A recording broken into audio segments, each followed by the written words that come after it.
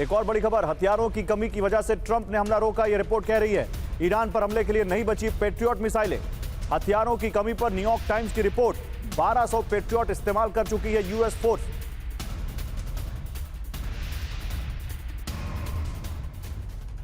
तो हथियारों की कमी, ट्रंप ने रोका हमला। ईरान पर अचानक हमला रोकने के पीछे की वजह हथियारों की कमी है, यह रिपोर्ट कह रही है। पेट्रियट और दूसरे एयर डिफेंस म्यूनिशन की कमी झेल रही अमेरिकी फोर्स। ईरान से जंग में अब तक 1200 पेट्रियट मिसाइलों का स्टॉक खत्म हो गया है। 4800 मिलियन डॉलर की पेट्रियट का इस्तेमाल यूएस फोर्स कर चुकी है। स्टॉक में अब 1200 के करीब पेट्रियट बचे होने की खबरें। अमेरिका में हर महीने सिर्फ 20 पेट्रियट मिसाइलें बन रही हैं। पुराने स्टॉक को पूरा करने में ही करीब 60 महीने लग सकते हैं। ये New York times, Hormuz letter, CNN, इन सबकी क्यूमुलेटिव रिपोर्ट है। लेकिन ग्रुप कैप्टन ऑगस्टीन, आपको लगता है कि वाकई यही एक रीजन है या फिर ये एक आई वॉश है? क्या आपको लगता है वाकई अमेरिका जैसा देश इतना इल प्रिपेयर्ड है कि उसने 12 दिन या 10 दिन हमला किया और कहा भाई हमारा स्टॉक खत्म हो गया, हम फिर से पहले बनाएंगे मिसाइल और फिर मारेंगे? नहीं नहीं, नॉट एट ऑल।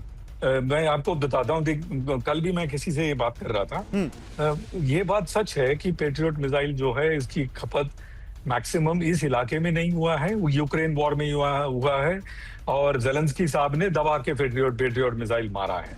लेकिन मेरे सोर्सेज ये कहते हैं, जो यूएस सोर्सेज ये कहते हैं, पेट्रियट मिसाइल की जो प्रोडक्शन है वो 10 गुना बढ़ चुका है जब से यूक्रेन वॉर शुरू हुआ है। वो धनाधन पेट्रियट मिसाइल निकाल रहे हैं, इसमें कोई दो राय नहीं है।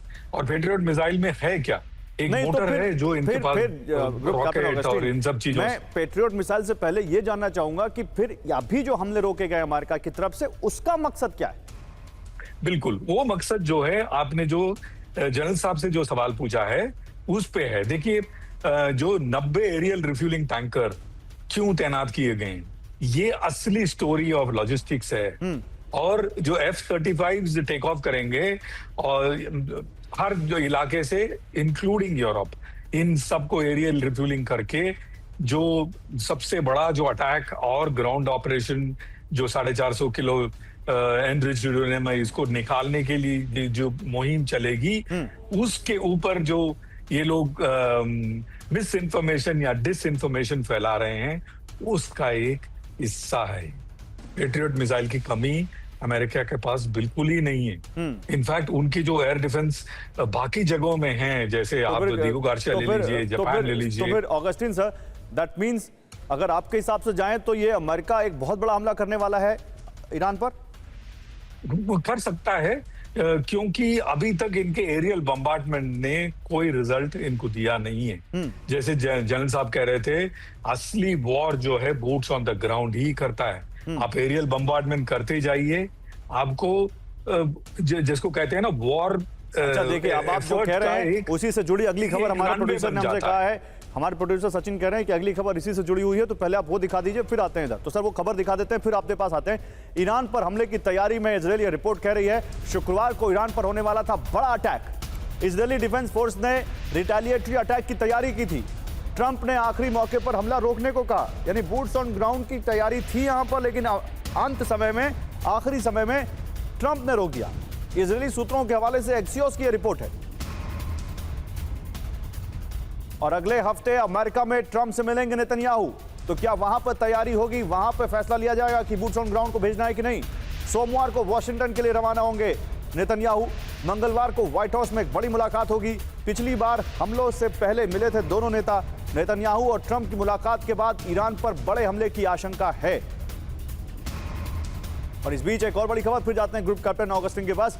ईरान को ट्रंप की सबसे बड़ी वार्निंग, ईरान पर तनी हुई है अमेरिका की बंदूकें। ईरान पर हमले के लिए अमेरिका तैयार है, गुफाओं में छिपने को मजबूर होगा ईरान, ये ट्रंप कह रहे हैं। ईरान से गंभीरता से बात कर रहा है अमेरिका, ये ट्रंप ने कहा है।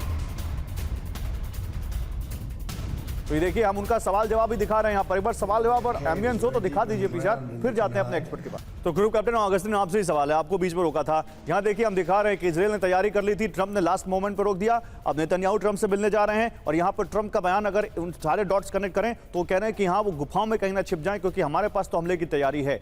तो ट्रंप हालांकि हर बार लास्ट मोमेंट पर रोकते हैं, लेकिन कभी तो भेड़िया आ जाएगा सर। बिल्कुल गौरव जी, आपको उस लास्ट बाइट को जरूर सुनना चाहिए। उन्होंने बोला कि they have caves very deep in the ground. इसका ये मतलब है उस डीप केव के अंदर ये अभी तक पहुंच नहीं पाए, इनका एरियल अटैक नाकाम रहा है। Read between the lines, read my lips, पहली बात। और दूसरी बात, ईरान के जो बच्चे हैं और बुजुर्ग हैं, ये सब बंदूक लिए चल रहे हैं, ये मैं सुन रहा हूं। इनफैक्ट ईरान ये भी सुनने में आया है बच्चों को भी ट्रेनिंग दे रहा है बंदूक चलाने के लिए। That means they are prepared for a ground offensive. ये लोग शोर में भी, खासकर आइलैंड में भी, सी शोर में भी लगे हुए हैं।